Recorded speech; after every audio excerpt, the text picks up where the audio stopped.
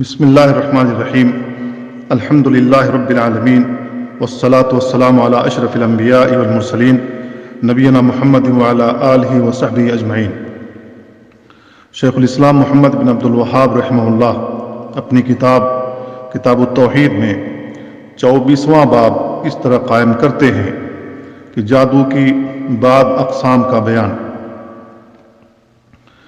لغوی طور پر جادو لفظ عام ہے، جس طرح اس میں یہ خاص مفہوم شامل ہے کہ جادوگر اپنی خدمت کے لیے شیاطین سے مدد کا خواستگار اور ان کی عبادت کر کے ان کے تقرب کا خواہش مند ہوتا ہے، اسی طرح نبی کریم صلی اللہ علیہ وسلم نے اس کے علاوہ بعض ایسی چیزوں کو بھی جادو ہی کہا ہے جو در حقیقت جادو نہیں، اور نہ ہی ان پر جادو والے حکم کا اطلاق ہوتا ہے، جیسے رسول اللہ صلی اللہ علیہ وسلم کا فرمان کہ ان من البیان للسحر، جبکہ خطابت اور تقریر میں جادو نہیں ہوتا جس میں شیاطین سے مدد لی جائے، لیکن یہ لغوی طور پر جادو میں شامل ہے، کیونکہ مقرر کا کلام دلوں پر اثر کرتا ہے، اپنی فصاحت و بلاغت سے مقرر دلوں پر راج کرتا ہے اور سامعین کو اپنا اسیر بنا لیتا ہے۔ اسی طرح بدفعلی اور رمل اگرچہ جادو میں شامل ہے، لیکن یہ اس جادو کی طرح نہیں جس میں شیاطین سے مدد لی جاتی ہے۔ گویا جادو کے درجات مختلف ہیں۔ جادو کی ان اقسام میں فرق جاننا انتہائی ضروری ہے۔ جادو کی انہی اقسام میں تفریق کے لیے شیخ الاسلام نے یہ باب قائم کیا ہے۔ یہ باب قائم کرنے کی دوسری وجہ یہ ہے کہ بعض خارق عادات چیزیں بعض لوگوں سے صادر ہوتی ہیں جو معروف اسباب سے خارج ہوا کرتی ہیں، جیسے پانی پر چلنا، ہوا میں اڑنا، بعض غائب چیزوں کی خبر دینا اور دور کی چیزیں حاضر کر دینا وغیرہ۔ اگر یہ چیزیں کسی نیک آدمی سے صادر ہوں تو یہ اللہ تعالیٰ کی طرف سے کرامت ہے، جس پر اہل سنہ والجماعت کا عقیدہ ہے، اور یہ کرامت اللہ کی طرف سے ان کے لیے انعام و اکرام ہوتا ہے، ان کی عزت افزائی ہوتی ہے۔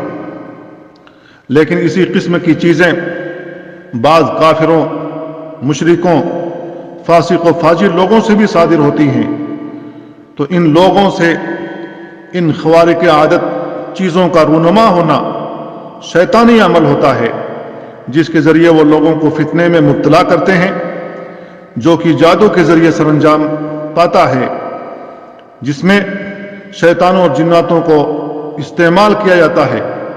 اس کے اسباب چونکہ لوگوں سے مخفی ہوتے ہیں، اس لیے وہ نہیں جان پاتے اور ان کو پہنچا ہوا بابا سمجھنے لگتے ہیں اور ان کے مرید بن جاتے ہیں۔ تو بحیثیت مسلمان ہمیں خوارق عادت چیزیں اور کرامت کے درمیان فرق سمجھنا چاہیے، تاکہ ان کے درمیان کوئی التباس باقی نہ رہے۔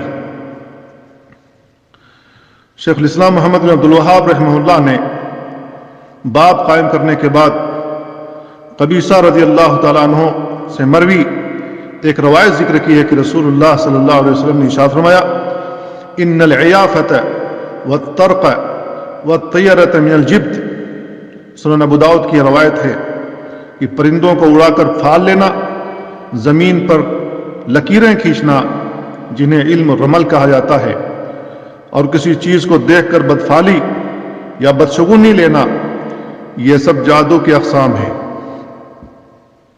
عوف رحمہ اللہ کہتے ہیں، العیافہ سے مراد ہے پرندوں کو اڑا کر پھال لینا، اور الطرق سے مراد زمین پر لکیریں کھینچنا ہے۔ یہ علم آج کل علم رمل کہلاتا ہے۔ عوف رحمہ اللہ کا یہ بیان سنن ابو داؤد میں مروی ہے۔ حسن بصری رحمہ اللہ फरमाते हैं कि शैतानी आहो बुका और चीखो पुकार जिब्त है। यह मुस्नद अहमद में मरवी है।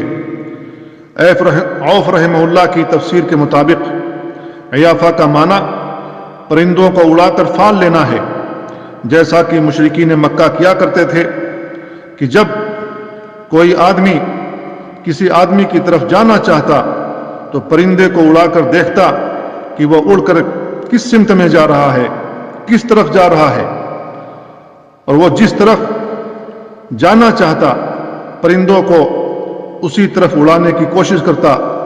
अगर तो वह परिंदा उसी तरफ उड़ जाता तो वह आदमी यह समझता कि उसका कोई काम बखूबी अंजाम पाएगा, और अगर परिंदा मुखालिफ सिमत में उड़ जाता तो वह यह समझता कि अपने मकसद में उसे नाकामी हासिल होगी। इसी अमल और तरीके से वह लोग मुस्तकबिल के बारे में भी शगुन लेते कि आइंदा हालात खुशगवार होंगे या परेशान कुन। उसे जिब्त यानी जादू की किस्म कहा गया है, क्योंकि पहले यह बताया जा चुका है कि जिब्त हर उस घटिया और रजील चीज को कहा जाता है जो किसी को हक से रोक दिया जाए या हटा दिया जाए।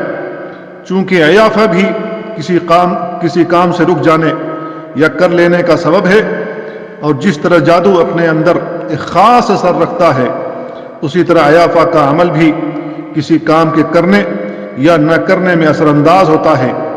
इसीलिए उसे जिब्त और जादू की किस्म कहा गया है। और अत्तयरा का मफहूम अयाफा से वसी है, क्योंकि अयाफा के बहुत से मानी में से औफ रहमहुल्लाह के मुकर्रर करदा एक माना के मुताबिक ये अमल सिर्फ परिंदों के साथ खास है, जबकि 13 से हर वो चीज मुराद है जिससे बदफाली और बदशगुनी ली जाती है। और अतर्क का माना जमीन पर लकीर खींचना है, खत खींचना है। काहिन या शोबदाबाज जमीन पर लकीरें खींचते हैं, फिर एक एक या दो दो लकीरों को तेजी के साथ हाथ से मिटाते हैं। जो लकीरें बाकी रह जाती हैं उनको देखकर ये लोग कहते हैं कि इस लकीर से मालूम होता है कि ऐसा होगा, और ये लकीर बताती है कि ऐसा होगा। ये कहानत है, और कहानत जादू ही की किस्म है। उसके बाद शेखुल इस्लाम मोहम्मद बिन अब्दुल वहाब रहमहुल्लाह ने अब्दुल्लाह बिन अब्बास रज़ियल्लाहु तआला अन्हुमा से मरवी ये रवायत जिक्र की है कि रसूलुल्लाह सल्लल्लाहु अलैहि वसल्लम ने इरशाद फरमाया, मन इक़्तबस शुअबतन मिन अन्नुजूम फ़क़द इक़्तसब शुअबतन मिन अस्सिह्र ज़ाद मा ज़ाद। सुनन अबू दाऊद की रवायत है कि जिसने इल्म नुजूम का कुछ हिस्सा सीखा उसने उसी कदर जादू सीखा जितना ज्यादा सीखता जाए उसकी वजह से गुनाह में उतना ही इजाफा होता चला जाएगा। इससे साबित हुआ कि इल्म नुजूम जादू की एक किस्म है। शेखुल इस्लाम मोहम्मद बिन अब्दुल वहाब रहमहुल्लाह इस सिलसिले में आइंदा मुस्तकिल एक बाब कायम करते हैं कि अल्लाह ताला ने सितारे किस लिए पैदा फरमाए हैं और उनसे किस तरीके से इल्म नुजूम हासिल किया जाता है और उसको कैसे जादू में इस्तेमाल किया जाता है। इसके बाद शेखुल इस्लाम ने अबू हुरैरा रज़ियल्लाहु तआला अन्हु की रवायत जिक्र की है, मन अक़द उक़दतन सुम्मा नफ़थ फ़ीहा फ़क़द सहर व मन सहर फ़क़द अशरक व मन तअल्लक़ शैअन वुक्किल इलैह। सुनन नसाई की रवायत है, जिसने गिरह बांध कर उस पर फूंक मारी तो उसने गोया कि जादू किया, और जिसने जादू किया वो शिर्क का मुर्तकिब हुआ। और जो कोई अपने गले, हाथ और बाजू वगैरह पर कोई चीज बांधे या लटकाए तो उसे उसी के सुपुर्द कर दिया जाता है। गिरह बांधकर उसमें फूंक मारने से मुराद ये है कि शयातीन से मदद लेने और जिन्नात को हाजिर करने के लिए कोई कलाम पढ़कर, कोई मंत्र पढ़कर उस पर फूंक मारना। लिहाजा गिरह पर हर किस्म की फूंक मारने को जादू नहीं कहा जाएगा। यह वाज़ेह रहे कि जब कोई जादूगर गांठ देकर उस पर फूंक मारता है तो जिन उस जादूगर की खिदमत करता है और उस पर असरअंदाज होता है। जादूगरों का ख्याल है کہ جب تک وہ گانٹھ نہ کھلے جادو کا اثر زائل نہیں ہو سکتا۔ جادوگر جس مقصد کے لیے جادو کرتا ہے وہ اس گانٹھ اور پھونک دونوں کے اجتماع سے حاصل ہوتا ہے۔ گانٹھ بسا اوقات بڑی اور واضح ہوتی ہے اور بعض اوقات معمولی اور اس قدر چھوٹی ہوتی ہے کہ بڑی مشکل سے نظر آتی ہے۔ جس شخص نے اللہ تعالیٰ کے ساتھ اپنا تعلق جوڑ لیا اس کے لیے اللہ کافی ہو جاتا ہے۔ وَمَن يَتَوَكَّلْ عَلَى اللَّهِ فَهُوَ حَسْبُهُ إِنَّ اللَّهَ بَالِغُ أَمْرِهِ قَدْ جَعَلَ اللَّهُ لِكُلِّ شَيْءٍ قَدْرًا۔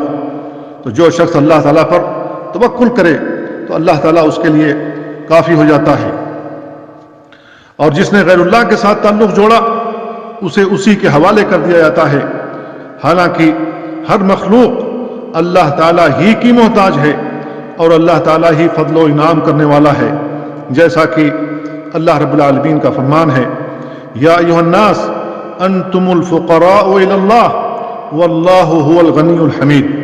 سورہ فاطر کی یہ آیت ہے، لوگو تم سب اللہ کے محتاج ہو اور صرف وہی اللہ سب سے مستغنی اور تعریفوں کے لائق ہے۔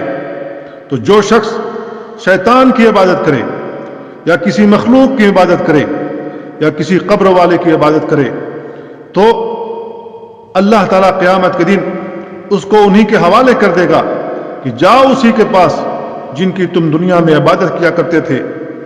جب یہ لوگ ان کے پاس جائیں گے تو وہ اپنی برات کا اظہار کریں گے، جیسا کہ اللہ رب العالمین نے فرمایا، اذ تبرأ الذین اتبعوا من الذین اتبعوا۔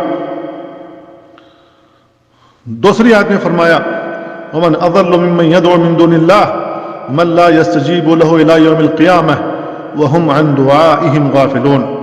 اس سے بڑا گمراہ اور کون جو اللہ کو چھوڑ کر ایسوں کو پکارے جو قیامت تک اس کی پکار کا جواب نہیں دے سکتے اور وہ ان کی پکار سے غافل ہیں، اور جب قیامت کے دن اٹھائے جائیں گے تو وہ ان کے دشمن بن جائیں گے، جیسا کہ اللہ رب العالمین نے بیان فرمایا، وَإِذَا حُشِرَ النَّاسُ كَانُوا لَهُمْ أَعْدَاءً وَكَانُوا بِعِبَادَتِهِمْ كَافِرِينَ۔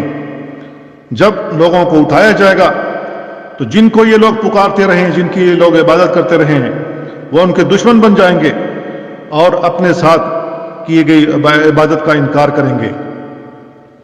تو ہر حال میں ہمیں اللہ رب العالمین پر توکل کرنا چاہیے، اور اللہ رب العالمین کے علاوہ کسی پر توکل، کسی پر اعتماد نہیں کرنا چاہیے، اور ان پر توکل کر کے ان کی عبادت بھی نہیں کرنی چاہیے، بلکہ یہ عبادت تنہا اللہ رب العالمین کی ہونی چاہیے۔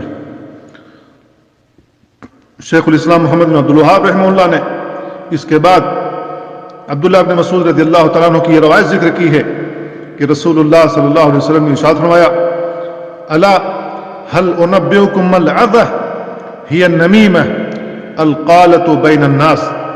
صحیح مسلم کی روایت ہے، کیا میں تمہیں یہ نہ بتلاؤں کہ جادو کیا ہے؟ پھر خود ہی فرمایا، وہ چغلی ہے، یعنی لوگوں کے درمیان فتنہ اور لڑائی کی باتیں کرنا۔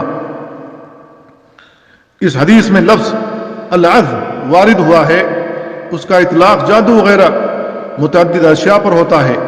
اس حدیث میں نبی کریم صلی اللہ علیہ وسلم نے اس کا معنی چغلی بیان فرمایا ہے، جس سے لوگوں کے درمیان فتنہ اور لڑائی ہو جائے۔ چغلی اور جادو میں وجہ مشابہت یہ ہے کہ دو دوستوں کے درمیان تفریق یا دو دشمنوں کے درمیان محبت کرنے میں جادو کی خاص تاثیر ہوتی ہے جو انتہائی مخفی اور پوشیدہ ہوتی ہے۔ اسی طرح چغل خور بھی اپنی بات کے ذریعے دوستوں کے درمیان تفریق اور دوریاں پیدا کر دیتا ہے۔ اسی لیے چغل خوری سے بچنا چاہیے، کیونکہ چغل خور کو عذاب قبر سے دوچار ہونا پڑے گا، جیسا کہ رسول اللہ صلی اللہ علیہ وسلم نے ایک حدیث میں ارشاد فرمایا تھا کہ جب آپ دو قبر والوں کے پاس سے گزرے تو اللہ کے نبی صلی اللہ علیہ وسلم نے بیان فرمایا، وَمَا يُعَذَّبَانِ مِن کبیر، ان پر کوئی بڑے گناہ کی وجہ سے عذاب نہیں ہو رہا ہے، بلکہ وہ گناہ ایسے ہیں جن سے بچا جا سکتا ہے۔ اللہ کے نبی صلی اللہ علیہ وسلم نے ایک کے بارے میں بیان فرمایا کہ ان میں سے ایک پیشاب کے چھینٹے سے نہیں بچتا تھا، اور دوسرا چغلی کیا کرتا تھا، تو چغلی سے بچنا چاہیے۔ چغلی کو اس طریقے سے قرار دیا گیا ہے گویا کہ وہ اپنے مردہ بھائی کا گوشت کھا رہا ہے۔ تو غیبت اور چغلی سے ہر حال میں ہمیں بچنا چاہیے۔ شیخ الاسلام محمد بن عبد الوہاب رحمہ اللہ نے اس کے بعد عبداللہ بن عمر رضی اللہ تعالیٰ عنہما سے ایک روایت یہ ذکر کی ہے کہ رسول اللہ صلی اللہ علیہ وسلم نے ارشاد فرمایا، ان من البیان لسحرا، کسی کسی کے بیان میں بھی جادو کی سی تاثیر ہوتی ہے۔ بعض فصیح الفاظ کانوں اور دلوں پر جادو کی طرح اثر کرتے ہیں، جس طرح انسان حق کو باطل یا باطل کو حق سمجھنے لگتا ہے۔ اس حدیث کی شرح میں اہل علم کے متعدد اقوال ہیں، ان میں سے صحیح قول یہ ہے کہ اس حدیث میں جادو کی طرح اثر انداز ہونے والے بیان کی مدح نہیں بلکہ مذمت ہے، چونکہ اس باب میں حرام کی مختلف اقسام بیان کی گئی ہیں، اس لیے شیخ الاسلام نے اس باب میں یہ حدیث بھی بیان کر دی ہے۔ اس سے معلوم ہوا کہ جادو کئی قسم کا ہوتا ہے، تو ہمیں جادو کے درمیان تفریق کرنا چاہیے۔ اصل جادو وہ ہے جس میں شیطانوں سے مدد لی جاتی ہے، جس کے ذریعے میاں بیوی میں تفریق کرا دی جاتی ہے اور دو دلوں کو توڑ دیا جاتا ہے، جس کے ذریعے سے بیماری مسلط کر دی جاتی ہے، لیکن یہ سب کچھ اللہ کی اذن کے بغیر ممکن نہیں ہے۔ شیخ الاسلام محمد بن عبد الوہاب رحمہ اللہ نے جو احادیث اور قرآن مجید کی آیتیں ذکر کی ہیں، ان سے چند مسائل کا استخراج کیا ہے۔ ان میں سے سب سے پہلی بات یہ بیان کرتے ہیں کہ اس باب سے معلوم ہوا کہ العیافہ، الطرق اور الطیرہ سب جادو کی اقسام ہیں۔ نمبر 2، ان تینوں کا معنی و مفہوم بھی خوب واضح ہے۔ نمبر 3، علم نجوم جادو ہی کی ایک صورت ہے۔ نمبر 4، گرہ لگانا اور پھونک مارنا بھی جادو کی شکلیں ہیں۔ نمبر 5، چغلی بھی جادو کی ایک صورت ہے، کیونکہ اس سے دو لوگوں میں دشمنی کرا دی جاتی ہے۔ نمبر 6، بعض لوگوں کا فصیح و بلیغ کلام بسا اوقات جادو کی سی تاثیر رکھتا ہے۔